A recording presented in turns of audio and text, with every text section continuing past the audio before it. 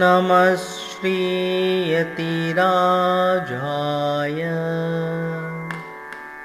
विवेकानन्दसूरये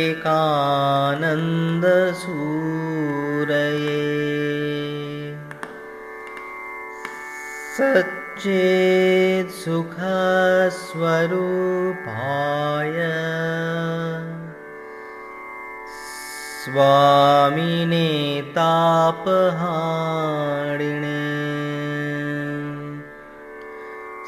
स्वामिने तापहारिणे।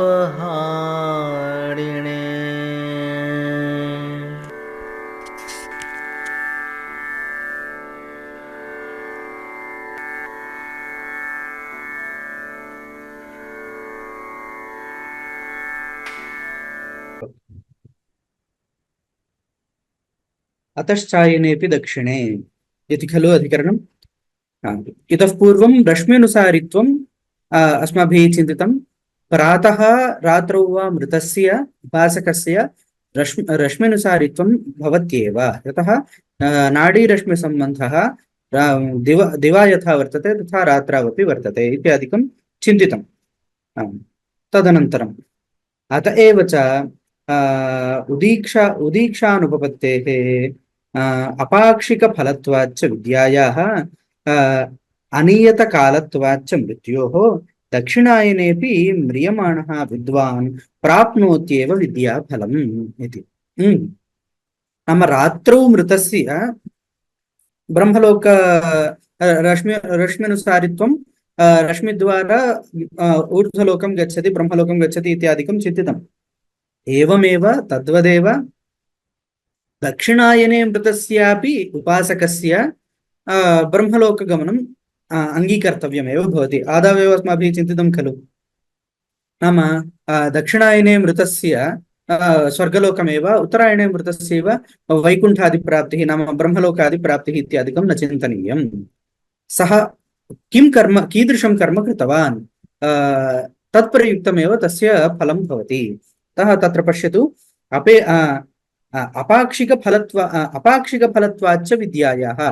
पाक्षिकफलं न ददाति विद्या, सम्पूर्णमेव फलं ददाति। नाम कस्मैचित् फलं ददाति, कस्मैचित् न ददाति इति पक्षपातः न भवति विद्यायाः।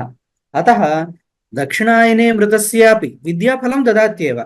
अनियतकालत्वाच्च मृत्योः, मृत्युः अस्मिन्नेव समये भवेदिति कालनियमः कोऽपि तथा निर्बन्धः कोऽपि न भवति, तथा कर्तुं न शक्यते।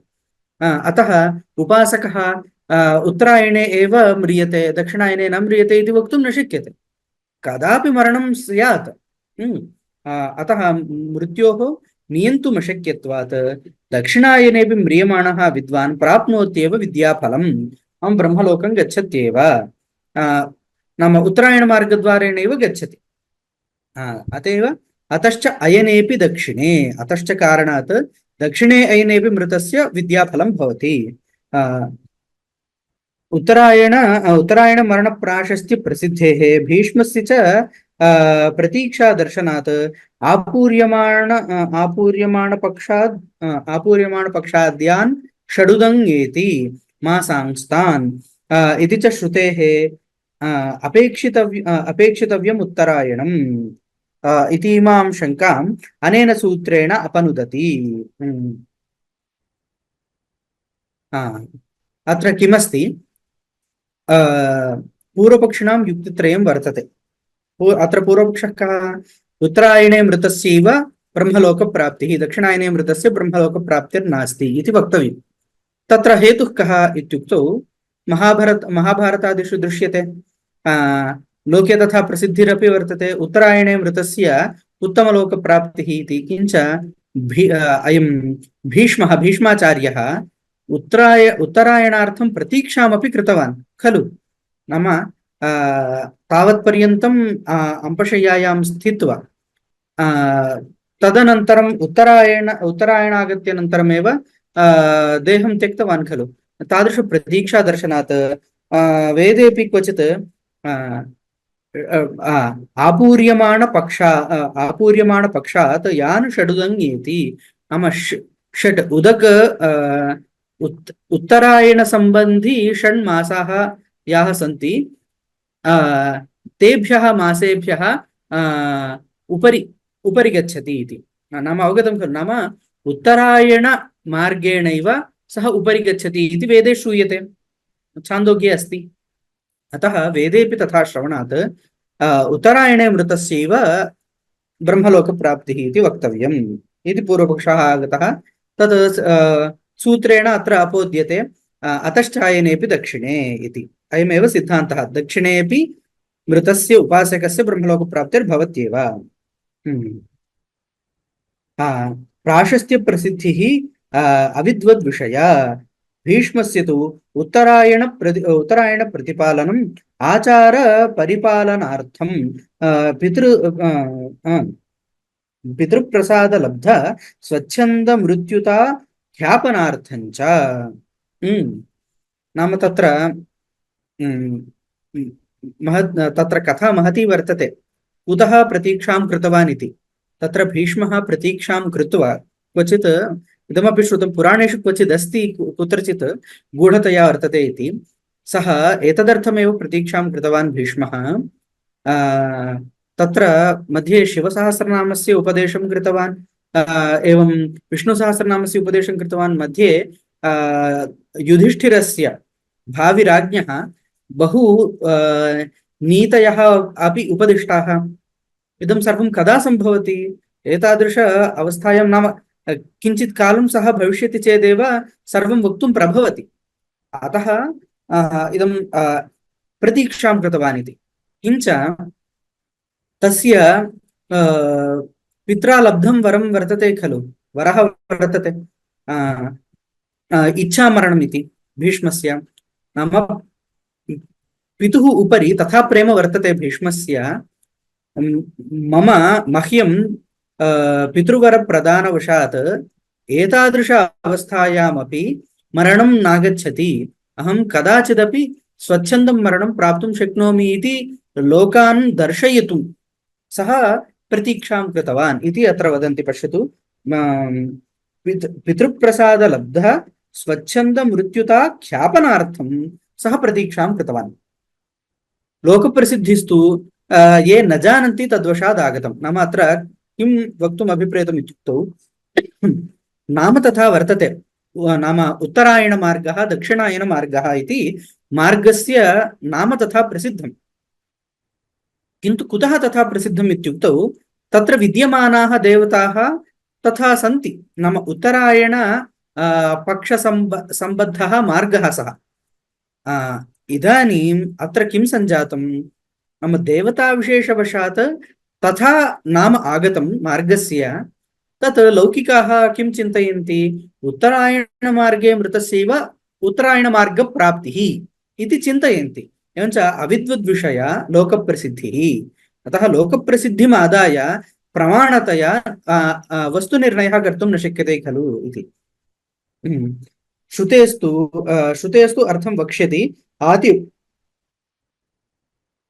आतिवाहिका स्पल्लिङ्गम् इतोपि अग्रे तृतीयाध्याये अयमेव विचारः आगच्छति आपूर्यमाणपक्षात् यान् षडुदङ्गेति इत्यस्य कः समीचीनः अर्थः वेदस्य अर्थः अग्रे उच्यते अतः अत्र उत्तरायणे मृतस्यैव ब्रह्मलोकप्राप्तिः इत्यत्र कोऽपि प्रमाणं नोपलभ्यते किमपि प्रमाणं नोपलभ्यते इति कृत्वा अयं पक्षः नादरणीयः यदा कदापि मृतस्य उपासकस्य भवत्येव ब्रह्मलोकप्राप्तिः इति ननु च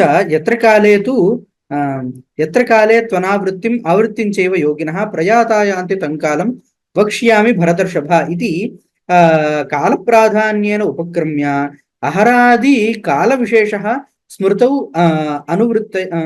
स्मृतौ अनावृत्तये नियमितः कथं रात्रौ दक्षिणायनेव प्रयातः अनावृत्तिं यायात् इत्यत्र उच्यते तत्र भगवद्गीतायां पश्यतु तत्र एवं स्पष्टम् उक्तम् इति भाति किमिति यत्र काले त्वनावृत्तिम् आवृत्तिं चैव योगिनः प्रयाताः योगिनः नाम यस्मिन् काले प्रयाताः योगिनः अनावृत्तिं प्राप्नुवन्ति यस्मिंश्च काले प्रयाताः योगिनः आवृत्तिं आवृत्तिमेव यान्ति तं कालम् इदानीं वक्ष्यामि। नाम अनेन किं ज्ञायते? कस्मिंश्चित् कालविशेषे मृतस्य इदं फलम् इत्येव खलु ज्ञायते। तदनन्तरमपि धूमो रात्रिरः कृष्णः इति षण्मासा दक्षिणायनं तत्र प्रयाता गच्छन्ति इति कालविशेषः एव तत्रापि प्रतिपादितः। कालेनैव नाम कालस्यैव प्राधान्येन उपक्रमं कृत्वा अनन्तरमपि काल एव प्रतिपादितः इति कृत्वा कालेनैव नियमः कृतः स्मृतौ भगवद्गीतायाम् इति तं तिरस्कृत्य, नाम भगवद्गीतां तिरस्कृत्य, भगवद्गीतावचनं तिरस्कृत्य कथं अत्र सिद्धान्तः क्रियते? यदा कदापि मृतस्य उपासकस्य स्यादेव ब्रह्मलोकप्राप्तिः इति भगवद्गीतायां स्पष्टम् उच्यते खलु। अस्मिन् काले मृतस्यैव ब्रह्मलोकप्राप्तिः अनावृत्तिः, कालान्तरे मृतस्य तथा नास्ति, आवृत्तिरेव भवति इत्युक्तं खलु स्पष्टम् इति शङ्कायां तत्र समाधानम् उच्यते। योगिनः प्रति च स्मर्यते स्मार्ते चैते इति। योगिनः प्रति च अयम् अहरादि कालविनियोगः अनावृत्तये स्मर्यते, स्मार्ते चैते योगसाङ्ख्ये न श्रौते। अतः विषयभेदात् प्रमाणविशेषाच्च नास्य स्मार्तस्य कालविनियोगस्य श्रौतेषु विज्ञानेषु अवतारः। तत्र योग भगवद्गीतायां तत्र योग ध्यानयोगाध्याये षष्ठाध्याये विषयः आगतः इति मन्ये। भवतु तत्र योगविषयं सर्वम् उक्त्वा योगिनः योगबलात् तथा मरणं सम्प्राप्य, नाम अस्मिन् काले मरणं सम्प्राप्य अत्र अमुं लोकं प्राप्तुं शक्नुवन्ति इति योगाभ्यासविषये तत्र सर्वम् उक्तं। तत्सर्वमपि स्मार्तं, नाम स्मृतिप्रतिपादितः अन्यः एव विषयः। इदानीम् अस्माभिः विचार्यमाणः विषयस्तु वैदिकः, नाम उपासनां कृत्वा उपासनावशात् अमुं लोकं प्राप्नोति इति वैदिक उपासनाविषयः विचारः इदानीं चलति। भगवद्गीतायां तु स्मार्तः अन्यः एव विचारः उक्तः। उभावपि मिलित्वा अत्र अर्थनिर्णयः न कर्तव्यः इति अत्र वस्तुतः तात्विकं समाधानं नास्ति, तत्र केवलम् इदमेव प्रदर्शितं, सूचना मात्रं दत्तं। नाम किमस्ति एतावत्पर्यन्तं? वैदिकविषये तु तथा किमपि नास्ति, अस्मिन् काले तस्मिन् काले इति किमपि नास्ति। यदा कदापि मृतः भवतु, किन्तु सः उपासकश्चेत् सः ब्रह्मलोकमेव गच्छति। अत्र तु योगविषये तथा उक्तं, योगविषये तु एवं स्यात् कदाचित् इति सद्यः अत्र समाधानं प्रतिपादितम्। ननु अग्निर्ज्योतिरः शुक्ल षण्मासा उत्तरायणं धूमो रात्रिस्तथा कृष्णः षण्मासा दक्षिणायनम् इति च श्रौतौ एतौ देवयान पितृयाणौ प्रत्यभिज्ञायेते स्मृतावपि उच्यते। पुनः अत्र संशयः आगतः, अयं स्मार्तः विषयः श्रौतः नास्ति इति विभागः कृतः खलु, किन्तु श्रुतौ यः मार्गः प्रतिपादितः स एव मार्गः अत्रापि श्रूयते। सम्यक्, नाम अग्निर्ज्योतिरः शुक्ल षण्मासा उत्तरायणं, तत्र छान्दोग्ये यदेव उक्तम् उत्तरायणं मार्गस्य, नाम अर्चिरादिमार्गे यद्यदुक्तं तदेव अत्रापि श्रूयते। एवं दक्षिणायनमार्गेऽपि यत् श्रूयते धूमो रात्रिस्तथा कृष्णः तदेव अत्रापि श्रूयते। अतः श्रौतस्मार्तविभागः अत्र न कर्तव्यः, श्रुतौ यदुक्तं तदेव अत्रापि उच्यते। एवञ्च अत्र कालनिर्णयश्च, नाम कालप्राधान्येनैव यदि नियमः तर्हि श्रुतावपि कालप्राधान्येनैव नियमः कर्तव्यः, न तु उपासनाप्राधान्येन कर्मप्राधान्येन न कर्तव्यं, मरणकालप्राधान्येनैव कर्तव्यम् इति तत्र पुनः शङ्का आगता। तदा वदन्ति तं कालं वक्ष्यामि इति स्मृतौ कालप्रतिज्ञानात् विरोधमाशङ्क्य अयं परिहारः उक्तः। यदा पुनः स्मृतावपि अज्ञाद्याः देवताः एव आतिवाहिक्यः गृह्यन्ते तदा न कश्चित् विरोधः। अत्र इदानीं तात्विकं समाधानं प्रतिपाद्यते।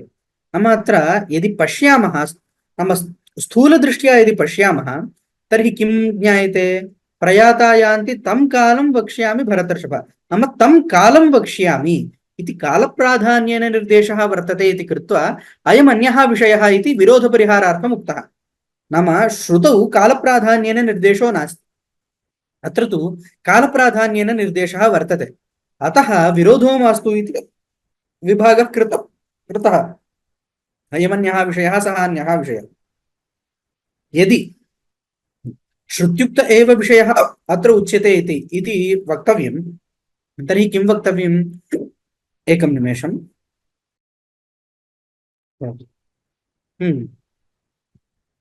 अत्र इदं वक्तुं कालप्राधान्येन उपक्रमात् अत्र कालविशेषः एव स्वीक्रियते इत्युक्तौ अर्थभेदः वक्तव्यः।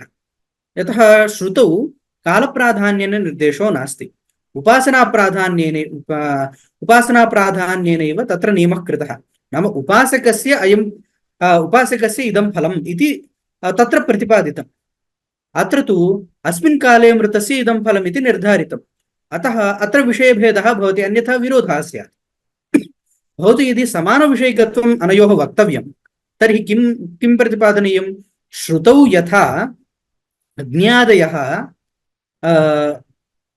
वस्तुभूताः न गृह्यते, नाम अग्निः नाम ज्वाला इति न, अग्निः नाम अग्निर्देवता, एवं अग्निर्ज्योतिः इत्युक्तं, ज्योतिरपि देवता, अहः अहर्देवता, नाम अहः नाम दिवा इति अर्थः, तदभिमानिनी देवता इत्यर्थः श्रुतौ, तथैव वक्तव्यं। तथा सति रात्रौ मृतस्यापि एताः देवताः आतिवाहिकत्वेन उपयुज्यन्ते। आतिवाहिकाः नाम अग्रे आगच्छति क्वचित् दुर्गप्रदेशेषु, नाम इदानीं कदाचित् अमरनाथ केदारनाथ गम्यते चेत् तत्र केचन उपरि एवं स्थापयित्वा नयन्ति खलु, ते आतिवाहिकाः इति उच्यन्ते।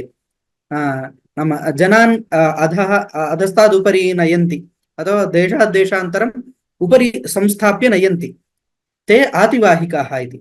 इदानीम् अत्र अग्निः, ज्योतिः, अहः, शुक्लः इत्यादयः आतिवाहिकाः देवताः, न तु तत्र मार्गः, नाम दिवा नाम तत्र अहः नाम दिवाकालः इति कालः न अभिप्रेतः, तत्र देवताः अभिप्रेताः। एवञ्च मृतः यः उपासकः, तम् उपासकम् एताः देवताः आतिवाहिकरूपेण नयन्ति, उपरि नयन्ति, इतस्ततः नयन्ति इत्येव तत्र श्रुतौ अभिप्रेतः अर्थः। तदग्रे स्पष्टीक्रियते। एवञ्च भगवद्गीतायामपि तर्हि यद्यपि कालप्राधान्येन उपक्रमः श्रूयते, तथापि श्रुत्या समानविषयिकत्वलाभात् लाभार्थं तत्रापि देवतापरत्वं वक्तव्यं। तथा सति न कोऽपि दोषः। अत्र द्वेधा समाधानं वक्तव्यम्। एकं तु स्मृतिविषयः अन्यः, श्रुतिविषयः अन्यः इति अन्यः परस्परभिन्नविषयत्वेन समाधानं वक्तव्यम्। अथवा समानविषयिकत्वं यदि, तर्हि अत्रापि देवतापरत्वमेव स्वीकार्यं, कालपरत्वं न स्वीकार्यं। दिवा इत्युक्तौ अहरभिमानिनी देवता, न तु अहः। अवगतम्? एवं स्वीक्रियते चेत् रात्रौ मृतस्यापि अहरभिमानि देवतया अतिवाहनं सम्भवति। नाम अहराभिमानिनी देवता रात्रवपि वर्तते, सा देवता आतिवाहिकरूपेण अमुम् उपरि नयति इति वक्तुं शक्यते। भवतु इदम् अधिकरणम् अवगतं वा? अत्र प्रश्नाः, सन्देहाः सन्ति वा? अवगतं खलु? अग्रे गच्छामि वा? आं महोदय। भवतु। द्वितीयपादः समाप्तः, तृतीयपादे प्रविशामः। आश्रित्युपक्रमात् उत्क्रान्तिः इत्युक्तम्। आश्रित्युपक्रमात् समाना उत्क्रान्तिः इत्युक्तम्। श्रुतिस्तु श्रुत्यन्तरेषु अनेकधा श्रूयते, नाडीरश्मिसम्बन्धेन एका, अथैतैरेव रश्मिभिरूर्ध्वमाक्रमते इति। अर्चिरादिका एका, तेर्चिषमभिसम्भवन्ति अर्चिषोहः इति। स एतं देवयानं पन्थानम् आसाद्य आपद्य अग्निलोकम् आगच्छति इति इत्यन्या। यदा वै पुरुषः अस्मात् लोकात् प्रैति स वायुम् आगच्छति इत्यपरा। सूर्यद्वारेण ते विरजाः प्रयान्ति इति च अपरा। तत्र संशयः, किं परस्परं भिन्नाः एतयः श्रुतयः किं वा एकैव अनेक विशेषणा तत्र प्राप्तं तावत् भिन्नाः एताः श्रुतयः इति भवतु। अत्र अस्मिन् पादे सर्वमपि मार्गविचारः अत्यधिकं चलति। सर्वं मार्गविषये एव विचारः इदानीं।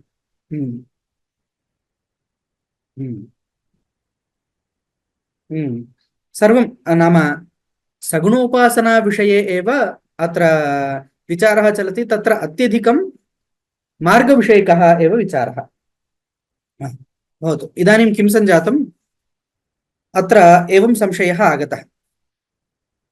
उपासकस्य सगुणोपासनानन्तरं मृतस्य ब्रह्मलोकप्राप्तिः श्रूयते, किन्तु कस्मिन् मार्गे गच्छति इत्यत्र मार्गविषये वचनभेदाः श्रूयन्ते। एकत्र तु अथैतैरेव रश्मिभिरूर्ध्वमाक्रमते इति, नाम रश्मिभिः सह ऊर्ध्वं गच्छति, रश्मिसाहाय्येन सूर्यरश्मिसाहाय्येन ऊर्ध्वं गच्छति इति एकत्र वर्तते। अपरत्र तेर्चिषमभिसम्भवन्ति अर्चिषोहः, नाम अर्चिः नाम इदम् अग्नेः तत्र इदम् आगच्छति खलु ज्वाला, नाम तत्र ज्वालाविशेषः इति स्वीकरोतु। अर्चिः तादृश अर्चिद्वारेण उपरि गच्छति इति। पूर्वं किमुक्तं, सूर्यरश्मिद्वारेण, इदानीम् अर्चिद्वारेण इति। अन्यत्र स एतं देवयानं पन्थानम् आसाद्य अग्निलोकम् आगच्छति इति, अन्यत्र तु अग्निलोकं गच्छति इति वर्तते। अन्यत्र तु यदा वै पुरुषोऽस्मात् लोकात् प्रैति स वायुम् आगच्छति। एकत्र अग्निलोकम्, अपरत्र वायुलोकम्, अपरत्र रश्मिः, अपरत्र अर्चिः, अपरत्र सूर्यद्वारेण, साक्षात् सूर्यद्वारेणैव सः उपरि गच्छति इति। इदानीम् अत्र एकैकस्य उपासकस्य विशेषेण एकैकः मार्गः, नाम कश्चन अनियमेन, कश्चन उपासकः मृतः, तस्य कः मार्गः इत्युक्तौ एतेषु इदानीं 4 वा 5 वा मार्गाः श्रुताः खलु, एतेषु अन्यतमः यः कोऽपि मार्गः, अनियमेन यः कोऽपि मार्गः इति वक्तव्यं वा, अथवा इदं सर्वं मिलित्वा एक एव मार्गः, तत्र अनेकविशेषणः अयं मार्गः। नाम अत्र मार्गे नाम प्रथमस्तरः द्वितीयस्तरः इति भवति खलु, तत्र मार्गे भेदाः, एक एव मार्गः, मध्ये भेदाः अत्र प्रतिपादिताः इति वा इति संशये। अवगतं खलु, संशयः अवगतः खलु इति संशये। तत्र पश्यतु, तत्र संशयः, किं परस्परं भिन्नाः एताः श्रुतयः किं वा एकैव अनेकविशेषण, एकैव श्रुतिः किन्तु अनेकानि विशेषणानि सन्ति। अनेकविशेषणा तत्र प्राप्तं तावत् भिन्नाः एताः श्रुतयः भिन्नप्रकरणत्वात् भिन्नोपासनाशेषत्वाच्च इति।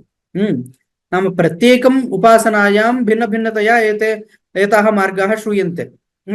पञ्चाग्निविद्यायाम् अर्चिरादिमार्गः श्रूयते, दहरविद्यायाम् अन्यः मार्गः रश्मिभिरूर्ध्वमाक्रमते इति दहरविद्यायां श्रूयते,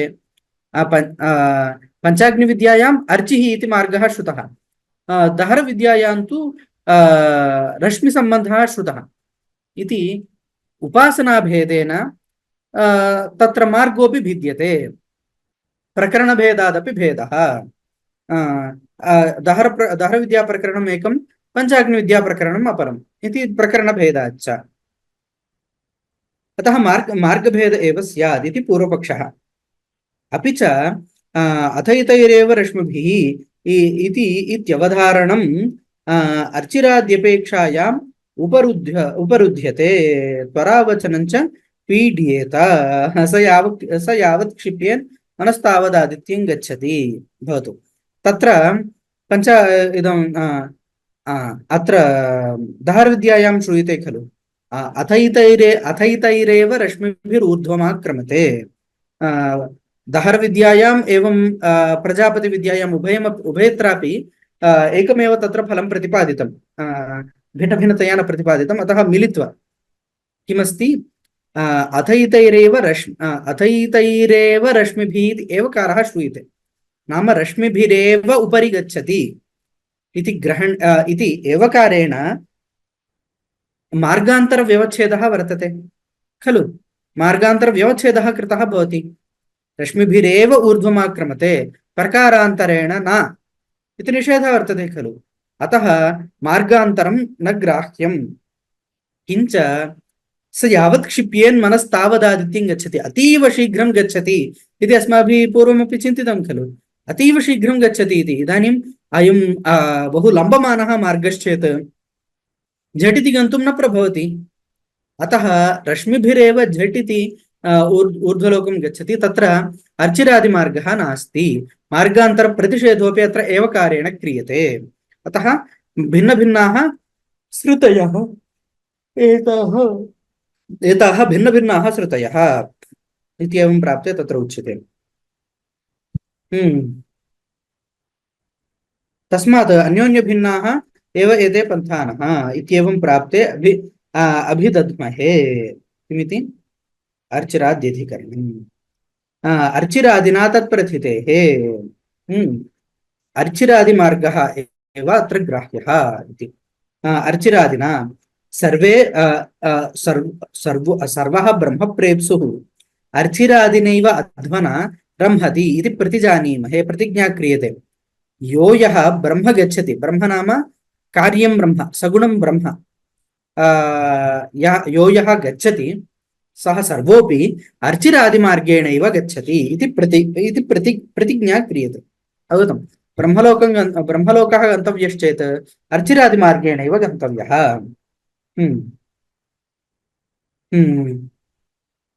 कुतः तत्प्रथितेः? प्रथितो ह्येष मार्गः सर्वेषां विदुषां। प्रथितः नाम प्रसिद्धः। सर्वेषाम् उपासकानाम् अयं मार्गः प्रसिद्धः वर्तते। तथा हि पञ्चाग्निविद्याप्रकरणे ये चामी अरण्ये श्रद्धां सत्यम् उपासते। पञ्चाग्निविद्या छान्दोग्येऽपि वर्तते, बृहदारण्यकेऽपि वर्तते। अत्र बृहदारण्यकं वाक्यं ये चामी अरण्ये श्रद्धां सत्यम् उपासते। ये तु अरण्ये स्थित्वा श्रद्धां सत्यम् उपासते इत्यारभ्य पञ्चाग्निविद्याम् आरभ्य विद्यान्तरशीलिनामपि अर्चिरादिका श्रुतिः श्राव्यते।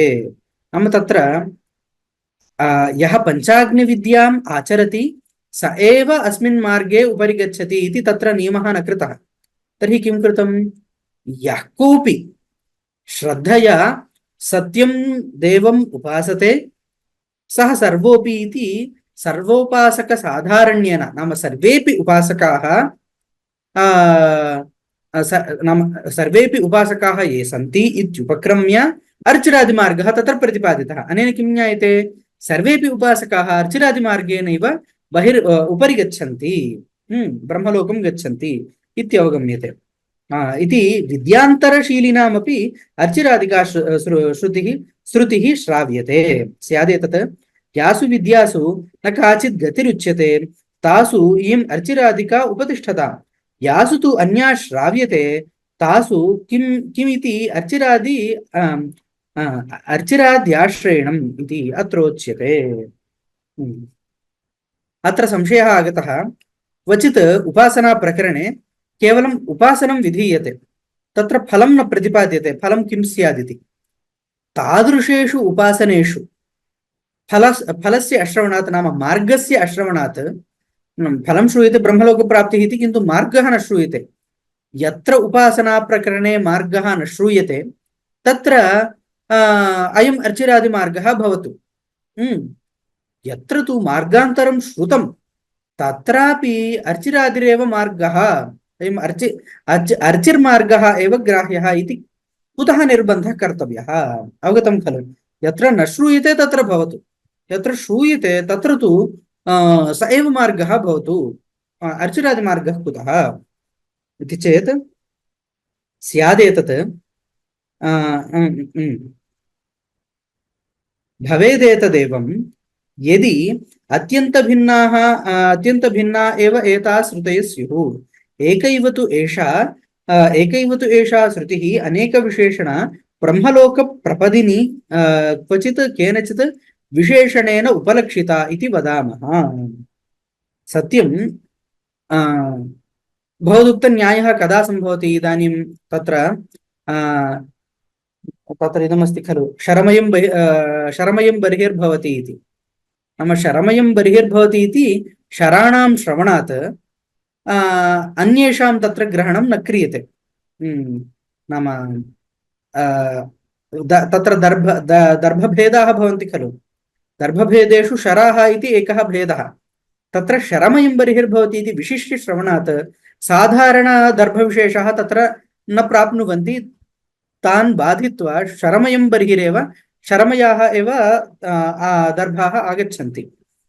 तथा तत्र सम्भवति यत्र दर्भविशेषाः परस्परं भिन्नाः, तद्वत् प्रकृतेऽपि मार्गाः परस्परं भिन्नाश्चेत् एकस्य मार्गस्य श्रवणे मार्गान्तरस्य बाधा भवेत्।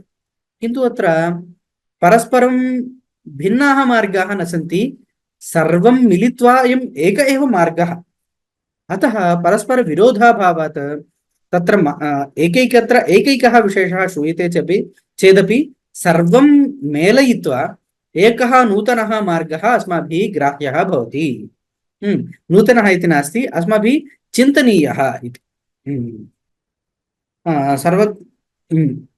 एकैव तु एषा श्रुतिः अनेकविशेषणा ब्रह्मलोकप्रपदिनी क्वचित् केनचित् विशेषणेन उपलक्षिता इति वदामः। सर्वत्र एकदेश प्रत्यभिज्ञानात् इतरेतर विशेषण विशेष्य भावोपपत्तेः। नाम एकदेशं दृष्ट्वा सम्पूर्णस्य प्रतिभिज्ञानं तु भवत्येव खलु। इदानीं सर्वदापि घटः सम्पूर्णभागविशिष्टः न गृह्यते। अग्रभागावच्छेदेन दृश्यते चेत् पृष्ठभागावच्छेदेन घटः न दृश्यते। किन्तु एकभागमपि दृष्ट्वा अयं घटः इति अस्माभिः ज्ञातुं शक्यते खलु। एवमेव अस्मिन् देवयानमार्गे एकं वा भागं गृहीत्वा इतरेषां प्रत्यभिज्ञानं सम्भवति। एवञ्च अयम् एक एव मार्गः। कदाचित् तत्र उपासने एकैकं विशेषणम् उपदिष्टम्।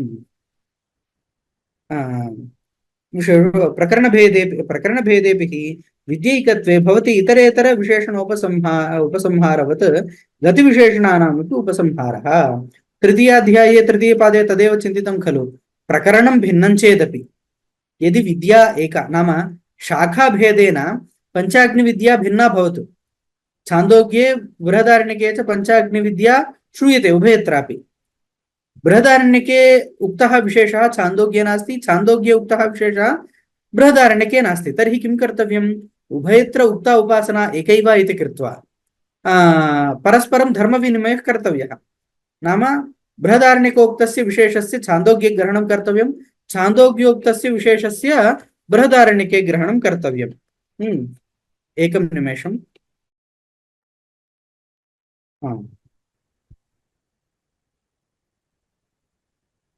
भवतु, किञ्चित् शीघ्रमेव समापयामः, गन्तव्यं तत्र। भवतु, अवगतं खलु एतावत्पर्यन्तं? नाम तत्र विशेषणभेदः एव, मार्गस्तु एक एव। प्रमाणभेदे प्रकरणभेदेभिः विद्यैक्यात् यथा गुणोपसंहारः क्रियते, तृतीयाध्याये उक्तं खलु। प्रकरणभेदेपि शाखाभेदेपि विद्यैक्ये गुणोपसंहारः यथा क्रियते तथा मार्गोपसंहारोऽपि कर्तव्यः। गत्युपसंहारः अत्र उच्यते। तत्र गुणोपसंहारः उक्तः, अत्र गत्युपसंहारः उच्यते। एकैकत्र उक्तं विशेषणम् अत्र गृह्यते। भवतु, विद्याभेदेऽपि तु गत्येकदेश प्रत्यभिज्ञानात् गन्तव्य अभेदाच्च गत्यभेदः। विद्याभेदः वर्तते चेदपि गत्येकदेश प्रत्यभिज्ञानात्, गत्येकदेश प्रत्यभिज्ञानमिति तथा स्थापयितु। गन्तव्याभेदात् गत्यभेदः। गन्तव्यं प्राप्तव्यं स्थानं यद्वर्तते, तदभिन्नमिति कृत्वा गतेरपि अभेदः। अवगतं? नाम तत्र बहवः मार्गाः सन्ति इति प्रसिद्धिर्नास्ति, एकैकत्र एकैकं विशेषणं श्रूयते। तर्हि किं स्यात्? सर्वत्र गन्तव्यम् एकमेव वर्तते, एकैकत्र एकैकं विशेषणं श्रूयते, तर्हि विशेषणानि सर्वाण्यपि मिलित्वा अयम् एक एव मार्गः इत्येव ज्ञातव्यम्। गन्तव्याभेदाच्च गत्यभेदः इति बुद्धौ स्थापयन्तु। तथा हि तेषु तेषु ते तेषु ब्रह्मलोकेषु पराः परावतो वसन्ति, तस्मिन् वसन्ति शाश्वती समाः। स या ब्रह्मणो या व्यष्टिः जातिं जयति तां व्युष्टिं व्युष्णुते, तद्य एवैतं ब्रह्मलोकं ब्रह्मचर्येण अनुविन्दन्ति इति च तत्र तत्र तदेव एकं फलं ब्रह्मलोकप्राप्तिलक्षणं प्रदर्श्यते। नाम अत्र तत्तदुपासना फलवाक्यानि, नाम एकैकं पश्यतु, तत्र किमपि नास्ति, एकैकत्र उपासनायां श्रुतं वाक्यमिदं। सर्वत्र वाक्येषु ब्रह्मप्राप्तिरेव फलत्वेन कथ्यते। अतः फलभेदाभाव नाम गन्तव्यभेदाभावात् गतिभेदः नास्ति, एकं फलं ब्रह्मलोकप्राप्तिलक्षणं प्रदर्श्यते। यत्तु एतैरीव इत्यवधारणम्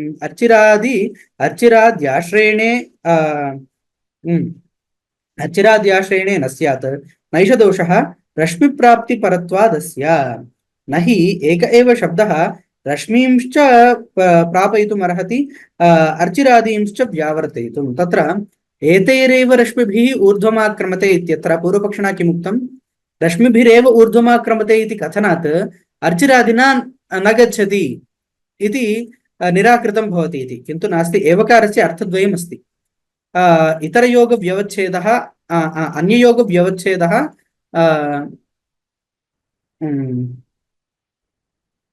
अयोगव्यवच्छेदः, इतरयोगव्यवच्छेदः अयोगव्यवच्छेदश्च।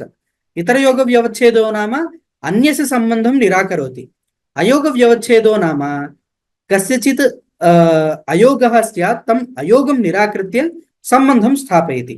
नाम अत्र किम्? एतैरेव रश्मिभिरूर्ध्वमाक्रमते इत्युक्तौ एतैः रश्मिभिरेव, नाम रश्मीनां द्वारत्वम् अत्र एवकारेण व्यवस्थाप्यते। अयोगव्यवच्छेदं करोति अत्र एवकारः, अयोगस्य व्यवच्छेदं करोति, नाम रश्मिसम्बन्धं स्थापयति, तावत्पर्यन्तमेव। तदतिरिच्य अर्चिरादि योगं न निराकरोति, एक एव एवकारः रश्मिसम्बन्धं व्यवस्थाप्य अर्चिरादिसम्बन्धनिराकरणं करोति इति व्यापारद्वयं न सम्भवति। एकस्य शब्दस्य एक एव व्यापारः, सः कः व्यापारः? सद्यः रश्मिसम्बन्धप्रापकः व्यापारः, तदेव भवतु। एवञ्च अत्र रश्मिसम्बन्धप्रापणमेव एवकारेण क्रियते, न तु इतरनिराकरणम्, इतरमार्गनिराकरणम् अत्र न क्रियते। न हि एक एव शब्दः रश्मींश्च प्रापयितुम् अर्हति अर्चिरादींश्च व्यावर्तयितुं। तस्मात् रश्मिसम्बन्धः एव रश्मिसम्बन्धे एव अयम् अवधार्यते इति द्रष्टव्यं। रश्मिसम्बन्धे एव एवकारः अवधार्यते। त्वरावचनं तु अर्चिराद्यपेक्षायामपि गन्तव्यान्तर अपेक्षया शीघ्रार्थत्वात् न उपरुध्यते, यथा निमेषमात्रेण आगम्यते इति। नाम झटिति गच्छति, इदानीं निमेषमात्रेण आगच्छामि इति कश्चन वदति फोन् कृत्वा, सः इतोपि किलोमीटर् दूरे भवति। निमेषं नाम एकं निमेषं, निमेषमात्रे कथम् आगन्तुं प्रभवति? यदा वदति तदा निमेषः समाप्स्यते, नाम उपलक्षणम्। एवमेव मनः अपेक्षया झटिति गच्छति इत्युक्तौ इतरमार्गापेक्षया शीघ्रगामी मार्गः अयम्, तद्वक्तुम् अत्यन्तशीघ्रगामित्वम् इति। तादृश शीघ्रगामित्वम् अर्चिरादिग्रहणेऽपि न विरुध्यते। सम्यक् नोपरुध्यते। अपि च अथैतयोः पथोर्न कतरेण च न इति मार्गद्वयभ्रष्टानां कष्टं तृतीयं स्थानम् अचक्षाण पितृयानव्यतिरिक्तम् एकमेव देवयानम् अर्चिरादि पर्वाणं पन्थानं प्रथयति। किञ्च मुख्यः हेतुः अयम्। किमिति? अथैतयोः पथोः न कतरेण च न, तानीमानि क्षुद्राण्य असकृदावर्तीनि भूतानि भवन्ति इति छान्दोग्ये वर्तते। नाम मार्गद्वयं वर्तते। एकः पितृयानमार्गः, अपरः देवयानमार्गः। एतद् मार्गद्वयभ्रष्टाः निषिद्ध निषिद्धकर्म निषिद्धकर्म ये कृतवन्तः ते हीनजन्म प्राप्नुवन्ति इति मार्गद्वयभ्रष्टानां हीनत्वेन उपवर्णनम् अस्ति तत्र। अवगतं? नाम एकः पितृयानमार्गः, अपरः देवयानमार्गः इति मार्गद्वयमेव सत् नाम धर्ममार्गद्वयमेव। तृतीयं तु अधर्ममार्गः। अधर्मः इत्युक्तौ अधर्माचरणं ये कृतवान् तस्य मार्गः तृतीयः मार्गः। अवगतं खलु? एवञ्च यदि ब्रह्मलोकं गन्तुं बहवः मार्गाः स्युः तर्हि मार्गद्वयम् इति अत्र न स्यात्। अथैतयोः पथोः इति द्विवचनं तत्र प्रयुक्तं। नाम मार्गद्वयमेव वर्तते। एकः पितृयानमार्गः, अपरः देवयानमार्गः इत्येव श्रुतौ साक्षात् प्रतिपादितम्। अतः अयम् एक एव मार्गः अनेकविशेषणविशिष्टः इत्येव ज्ञायते। भूयांसि अर्चिरादिस्मृतौ मार्गपर्वाणि अल्पीयांसि तु अन्यत्र। भूयसाञ्च आनुगुण्येन अल्पीयसां नयनं न्यायम् इत्युक्तः इत्यतः अर्चिरादिना तत्प्रथितेः इत्युक्तम्। एकं निमिषम् भवतु। अत्र सन्देहः आगतः। अर्चिरादिना तत्प्रथितेः इत्युक्तं खलु? तत्र पञ्चाग्निविद्यायाम् अर्चिर्मार्गः श्रूयते, दहरविद्यायां प्रजापतिविद्यायां च रश्मिमार्गः श्रूयते। तर्हि रश्मिमार्गः इत्येव कुतो न स्यात्? अर्चिरादिमार्गः इति कुतः उक्तम्? सर्वं मिलित्वा एक एव मार्गश्चेत् अर्चिरादिमार्गः इत्येव नाम कुतः? रश्मिमार्गः इति वा, वरुणलोकमार्गः इति वा, वायुलोकमार्गः इति वा, अग्निलोकमार्गः इति वा इति कुतो न स्यात् इति प्रश्नः। तत्र समाधानम् उच्यते। बहुत्र उपासनेषु अर्चिरादिमार्गः नाम तदीय अवयवाः, अथवा नाम अर्चिरादिमार्गः अथवा अर्चिरादिमार्गेषु ये अवयवाः सन्ति ते अवयवाः वा श्रूयन्ते। अतः भूयसां ग्रहणं न्याय्यम् इति नियमेन अधिकदेशे श्रवणात् अस्य अर्चिरादिमार्गः इति नाम स्थापितं। च सर्वमपि मिलित्वा एक एव मार्गः। भूयांसि अर्चिरादिस्मृतौ मार्गपर्वाणि अल्पीयांसि तु अन्यत्र। भूयसाञ्च आनुगुण्येन अल्पीयसां नयनं न्याय्यम् इत्यतः अर्चिरादिना तत्प्रथितेः इति सूत्रे उक्तम्। अतः अस्य अर्चिरादिमार्गः इति नाम आगतम्। भवतु। अयम् इदमपि अधिकरणं सम्यक् अवगतम् इत्येव मन्ये। अवगतं चेत् तत्र स्थापयामः। प्रश्नाः सन्ति वा केऽपि? संशयः नास्ति महोदय। भवतु। तर्हि अत्र स्थापयामि। पुनः सायं 7:00 मिलामः।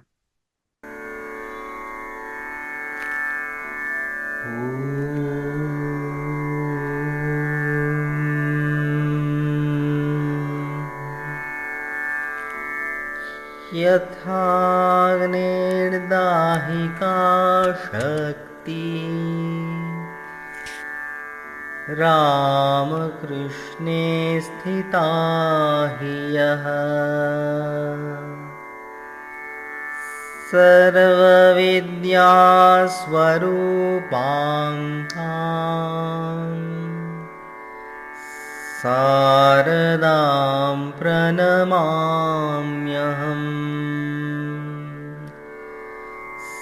शारदां प्रणमाम्यहम्।